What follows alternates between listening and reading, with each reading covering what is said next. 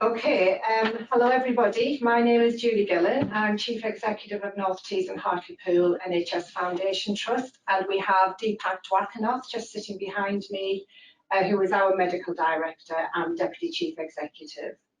I would like to welcome you all here today to showcase our experience of COVID and also our leadership approach during the COVID pandemic. Just a little bit of an introduction to the Trust before we just go through the presentation. We have around 550 beds in this Trust through over 3 hospital sites. We have 5,500 staff, and we serve around 400,000 population, and that is with screening services for bowel and breast screening, but also for general and acute and community services. So we are regarded as a medium-sized general hospital in the northeast of England, and we serve some of the most deprived communities even before COVID hit us. So in this country, we are one of the most 10% deprived areas in the northeast.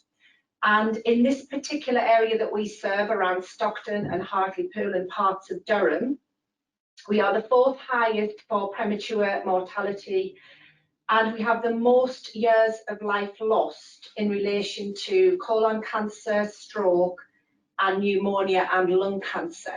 So we are serving a very, very deprived population, and therefore we knew the incidence of COVID would hit us extremely hard. And just thinking about the previous presentation, just a little bit of background around how we are regulated as an organisation.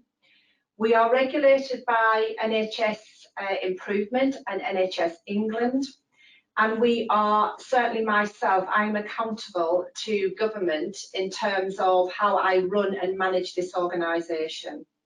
So we have several bosses, I'm sure you're all used to that, but we have several bosses, and this became very evident during the period of COVID. So within the overall topic for discussion today, Deepak and I wanted to concentrate on a number of key aspects of our response to COVID, and in particular our leadership approach, and how we managed our governance approach in terms of our operating models, and how we empowered our clinicians to make decisions and to have the foresight of recovery and restoration at the back of their mind, even during the peaks of the pandemic. And the thread that's running through our presentation is that enduring compassionate leadership, that empowerment and support for our staff, and that real cultural bedrock that we've created in this organisation to enact change and to learn lessons. So just in the words of Heraclitus, who's a Greek philosopher, the only thing that was ever constant during the period of our COVID response is the need to change. And with that came very much a vulnerability of leadership, and very much a lack of certainty as to how to make decisions. But what we want to do in the spirit of our culture is actually empower and enable authority amongst our clinical and managerial staff to make decisions where they were interacting with patients. And to do so, we learned lessons from what had happened across the world. So we know that during the period of December, there was the outbreak declared by WHO and the etiology of pneumonia in Wuhan City. And we needed to learn a lot of lessons. And I think from that, as leaders, we know that we didn't get as much information that was coming out of other countries. And I think that's something certainly to learn from today's exercise as to how we actually create that avenue to enable learning to occur at all levels. Okay, just as I was saying, we had our first recorded COVID case in the UK at the end of January, and we had our first case in North Tees on the 3rd of March. That gave us an opportunity during February to start to prepare for what we knew was the inevitable pandemic peak in the UK, and to think about how could be adaptable and versatile to change our estate, to change the way we operate, and to enable staff to develop the skills to accommodate the change in etiology that we were expecting. We had our first COVID death in March, and then we worked towards how we managed our urgent operations, and all non-urgent operations were actually cancelled in March. And that's a lesson to be learned, I think, for ourselves and as leaders, that during that period of time, we understood the magnitude of the requirement for recovery, but we didn't expect the need to recover so quickly. And I think towards the end of March, we put our first patient into randomised recovery trial at North Tees. And I know Deepak is going to talk about the immense amount of lessons learned and the clinical decisions that were made to actually enable us to treat our patients very differently and to ensure that we improve the outcomes of our patients during the period of the pandemic.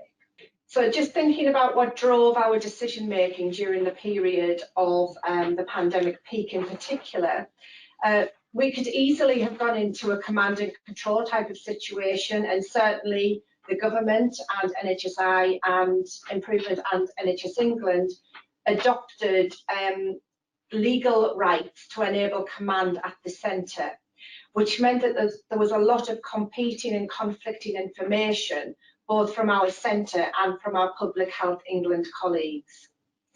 We resisted the temptation to go into command and control, and we relied on our tried and tested methods of leadership in this organisation. We developed a balance of understanding where our clinicians and our managers were coming from. We didn't adopt the authoritarian style or the top-down approach. We actually enabled our leaders through a series of cells, and I'll come on to talk about that, to have delegated responsibility and delegated authority to make those decisions and to empower our clinicians to actually work towards effective and improved decision making. But our true north in terms of our decision making, our focus was very much about, which led our decisions, which was very much about how we actually managed patient safety at all costs and how we managed our staff safety to ensure that we made the right decisions at the right time during periods of very complex information flows and very complex and unconventional methods. Just moving on a slide. The one thing that was very set in our mind was the illustration from certainly USA studies around how culture and empowerment and delegation actually saved lives, and that quality improvement should drive the way you make decisions. And we very much illustrated that by relying on our clinicians and our managers to escalate any issues by variance to the executive team. Moving on, Michael. And what we did therefore was we developed what we called leadership cells. And the executive team, which is our directors and myself, met twice weekly. We had strategic command, which met in daily meetings to ensure we had a coordination of all of the decisions and the impact of decisions made in other cells, what that impact would have on key decision making. For instance, oxygen delivery, what decisions made in oxygen delivery would have upon the way we treated patients in our clinical cell. And we developed tactical cells, 6 cells, clinical decision making led by our medical director, infection prevention and control, and we had to make a lot of very, very clear decisions on our personal protective equipment to make sure that our patients and staff were safe at all times, given that there was a national shortage of PPE. We made estate changes very quickly, and we made oxygen delivery and oxygen development changes very quickly throughout our cell. We had planning, intelligence and recovery very much from day one as a cell, so we were looking at our data and understanding the intelligence that drove some of our decisions, specifically around outbreaks and specifically around conversion to critical care requirements and of course ventilatory requirements.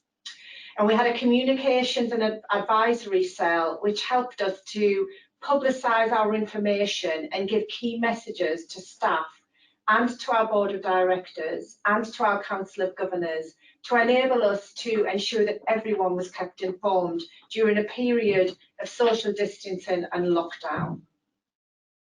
Moving on, Michael.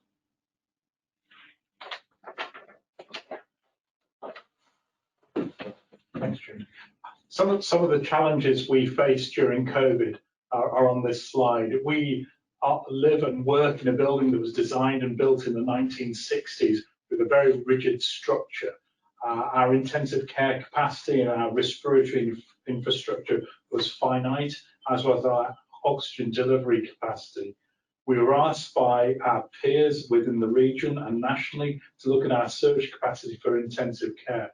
We normally have 17 beds in intensive care for both HDU, non-ventilated patients and ventilated patients. And we worked out scenarios to go up to 24, 25 patients, up to 40, and in almost an Armageddon situation of potentially up to 80 patients. We obviously had to look after our staff. As Julie said, we have 5,500 employees doing various hundreds of different professions to make healthcare possible. And it was ensuring that our staff were kept safe as possible throughout this period. And together, we have to also think of the mental stress that would be that staff at the front line would be undergoing. The other difficult decision for many clinicians was the ability to triage patients at the front of house to decide what levels of care were appropriate in the scenario, in this particular scenario, with a disease we knew very little about. The flow of patients through the building was obviously critical to make sure that patients without COVID, who didn't have COVID, were not infected with COVID, and that again put a huge stress on our 1960s building. And as Julie's mentioned, the IPC, the infection prevention control decisions were very, very critical. The National Health Services during this period very much became a top-down organisation. So from the centre, from London, we were literally getting 10 to 20 missives a day to deal with going across the whole trust. Next slide, please. So we really, this just illustrates some of the challenges we face during this period. As a doctor, we had no previous knowledge of this condition, and this is probably the first time in my professional career of nearly 35 years where we knew nothing about something. We were relying on information from China, Italy, and Spain to decide how we could treat patients. And this was just new territory. At that stage, back in March, we had no effective treatment apart from intensive care support and oxygen delivery, and there was no signs of a vaccine. We rapidly developed the knowledge from our peers in the UK that CPAP, continuous positive pressure airway management, was very critical, and also turning patients upside down so they were face down on ventilators was also a critical decision. The other thing that we realised quite rapidly and throughout the UK was that these patients were very prone to get lots of blood clots going to the lungs. They were very prone to pulmonary embolism. So the levels of anticoagulation that we normally use in patients in this situation had to be raised. And the other important issue that Julie's already mentioned is that the only way that we were going to help both nationally and internationally as an organisation to fight COVID was to enrol in as many trials as possible. And one of our important decisions was not to step down our research department during this period. They were fully activated. They literally ran through the trials. As soon as they came from the national organisations, we signed up to join them. One of our successes was the so-called recovery trial, which was a multi-limb trial to look at various treatments. And we're proud to say that for a size of trust that we are, with the number of admissions that we had, I think we were in the top 5 recruiters in the country. And as I'm sure many of you know, at least 3 treatments of the COVID have come out of this. Obviously, our existing HDU and ITU staff could not stop staff of an expanded unit, and this meant staff from other parts of the hospital, particularly the theatre staff, were skilled up rapidly over a matter of days on basic intensive care nursing support.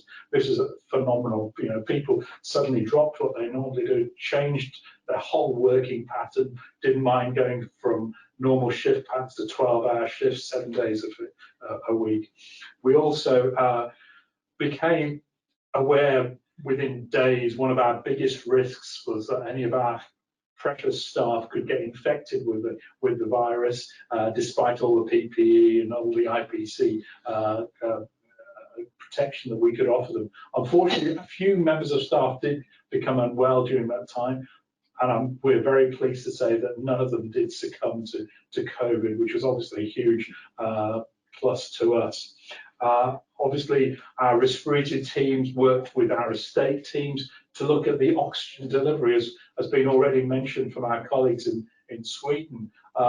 We had infrastructure that was built for 1960s type medicine, the 1970s type medicine. We were using oxygen at a much higher level of flow and concentration than had ever been experienced. And we calculated literally within days that if we had 2 patients on high flow CPAP, it could actually use the oxygen supply that would normally be sufficient for 60 patients. This really put an enormous pressures on us as clinical decision makers, together with our estates departments. We're very proud of the fact that within a few days of us thinking this through, we have a sister site 15 miles up the road in Hartlepool, and with the help of the BOC company, we moved the oxygen storage tanks from 15 miles away, pipe them into our system here, I think over a 4-day period, and that almost doubled our oxygen capacity and ensured that oxygen was no longer one of the issues for us. Those of you who are engineers on the line will realise that the flows of oxygen that we were using at that time meant that there was a great danger of the pipework freezing, and we had a team of young men literally hosing down the pipework with warm water for 24/7 for weeks on end to ensure that that didn't happen. As you can see in the bottom right-hand corner of this slide, this was our ability to look at oxygen delivery across the whole trust, so that we could say, right, in this particular area, it was safe to move a patient who needed certain high flows of oxygen and things. Next slide, please. So the clinical aspects that we learned, and I think have been internationally recognised, that patients with diabetes, patients with obesity, with BMIs over 35 really had a significant risk of death from this condition. We only had 1 death in the under 55s, and unfortunately this is a condition that is worse as you get into your 60s, 70s and 80s.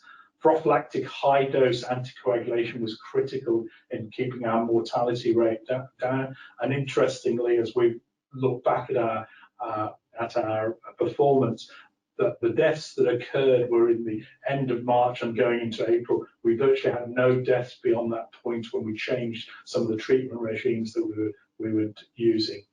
Obviously, multi-organ failure was an issue, and around the UK, renal replacement therapy was an issue, and we came to the point, from a supplies point of view, as a country, of running short of some dialysis fluids. Inflammatory proteins such as ferritin were a good marker of poor outcome. The one thing that we were worried about is, as we got busier, was our care dropping off? Were our outcomes worsening? One of the things that we have been reassured by, that when we've looked at occupancy in the extended intensive care, which went up to nearly 50% of its normal, 50% on top of its normal capacity, we did not see an increase in death, and that was reassuring with regard to the quality of care we were providing. Next slide, please. This, as you can imagine, was, both myself and Julie have worked in the health service probably for a combined 70 odd years, sounds a long time. And this is an incredible intellectual stress on the whole trust, but more importantly, it was an enormous emotional stress. This is, as I said, a set of conditions and outcomes that we were not used to. Patients were having to be triaged. We're having to look and see whether a patient would be appropriate to go to high dependency or ventilated. And I'm pleased to say that we never, ever in this hospital, and I think throughout the northeast of England, came to a point where we had to decide on whether patient A or patient B would have the last ventilation in the hospital. We've got an excellent intensive care network in the northeast, so if we ever got to a critical point with regard to the number of intensive care beds that were available in a given trust, patients were moved around.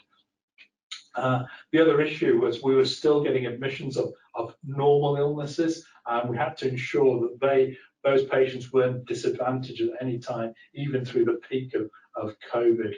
And as I said, it was a lot of our initial assessments of patients was prioritising to ensure that everyone got the best possible outcomes. Next slide, please. So some of the things that we did really was, and we still are continuing to do it now, is really watch our colleagues and friends. It's surprising, people that you know really well can react really terribly in such stressful situations, and I'm sure that this could happen for years to come. It was really very, very important that we ensured our staff were kept safe, as was the case in many countries throughout the world. PPE was an enormous issue, and our chief executive was on the phone throughout the weekends and through the nights to ensure that we had a safe supply of PPE, which, to be honest, when we now go around the wards and talk to our staff, they're eternally grateful we never came to the point of running out of PPE. The other important thing was, as I said earlier on, people's shift times and shift patterns changed, and we had to create new types of rest area both within the trust, and we actually hired a pop style bus. So when pop stars go on trips around the countries, they sit in very nice big double-decker buses full of lots of nice comfortable seats and places to lie down. So we had that as a recharge bus full of nice little snacks and things that people could go to, and that helped. We obviously upskilled staff and helped to support them through there, and we ensured that there was mental health support right at the front line. People didn't have to ask, it was there. So we had our clinical psychology team on site and working around the hospital. The other thing that sadly we realised very early on, that some patients with COVID literally came in and started to deteriorate despite our best efforts within hours, and these patients could go on to die within 24, 48 hours. And this put a huge stress on the ward staff, and we ensured that our specialist palliative care team were there, obviously, to ensure that the patients had the best possible end of life care, and also ensure that our staff were well cared for. It was very important that Julie, myself, and other members of our executive team were visible and were willing to listen to the cares and concerns of our staff, and that was very important. We've also gone on to develop use an app called Listening in Action, and this is an instant way from your smartphone that staff can give us feedback as required. Next slide, please. Just Deepak, thanks a lot. It's really interesting, but also in regards of having good timekeeping, it would be good also if you can try and get through this in 5 minutes, then we have time for some questions. Absolutely, yeah. Okay, just in terms of lessons learned and an operating model for the future, we don't want to continue to reflect back and stay in the same static situation that we had during COVID and prior to that. We want to move on to look at how we transform for the future and what our operating model will look like for the future. So one thing that we've learned during this period of time is that not only did our outdated estate pose a major risk to ourselves and to our patients that we managed and mitigated, but we now need to think about how we manage patient flow for safety reasons and infection prevention control reasons. We've received 3 million in capital to manage the infrastructure of our front of house with one single entrance and one exit, and we can manage the flow of COVID and non-COVID patients. We have learned that we need to now manage patients very differently in our remote areas. We have a very low car ownership in this part of the country, and we wanted to make sure that what we did during the period of COVID, we can continue to do around virtual engagement with patients and virtual case management with our primary care colleagues. We have offered our hand of help to our social care colleagues to ensure we can discharge and manage our flows appropriately in hospital. And we've actually turned around the way we manage patients from a same day to a day care within another part of our hospital, our sister hospital 15 miles away.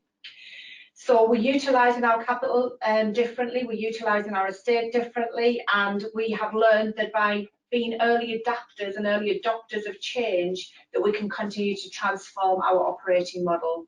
Next slide. One of the key issues for us going forward is to how to balance our COVID-19 flow and living with COVID-19 and our business as usual. And at the moment, we're very much weighted towards COVID-19. But as things get back to a degree of normality, we want to move to the centre left, to business as usual, but we do not want to underestimate the need for transformational change in our estate, in our workforce, in our engagement, in our culture. We are now adopting different ways of working around clinical triage, around our waiting lists. We are making sure that the clinically at-risk categorised patients are brought into the organisation as a priority. And we're now managing different ways of working through digital enablement. Move 2 slides forward, Michael, in the interest of time. And this is our digital enablement offer and what we have done during COVID and beyond. So what we are looking at now is the ability to adapt our virtual suite, our virtual methods in order to manage patients and staff very differently. So we have different virtual capability now.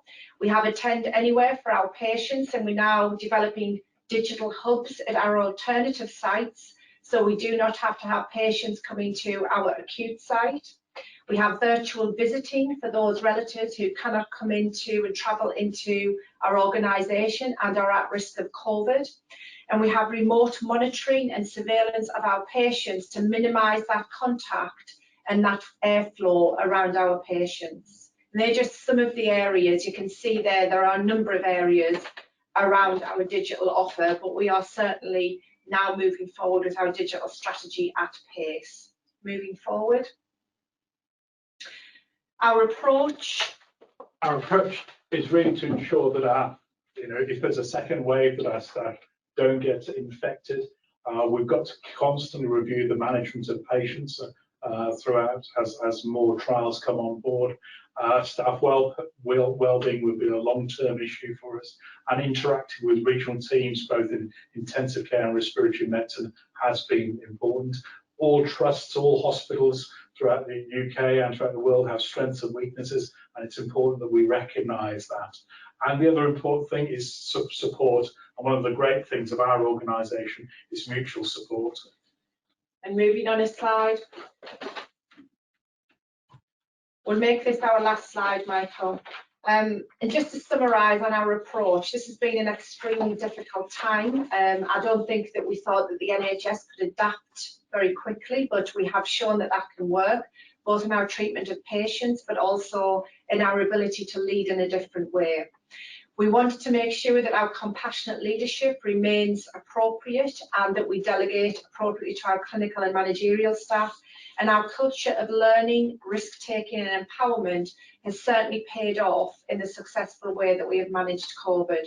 But the one thing that I will say in terms of the whole of the executive team and the whole of our leadership was that we tapped into the intrinsic motivation of our staff, and that was to ensure that we remained patient-centric and our patient safety was our priority amongst our staff safety.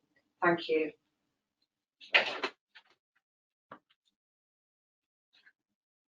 Thank you very much for this. Thank you very much for this presentation. This was spot on, I think, and touched on a lot of topics that we had hoped for. We would have a debate about today. In terms of question, there was a question around there was new decisions needed to be taken, also from the leadership, but also from your staff at the front line. And the question is, yeah, the prioritization between patients. All of a sudden, you have to do prioritizations that you usually not have to do.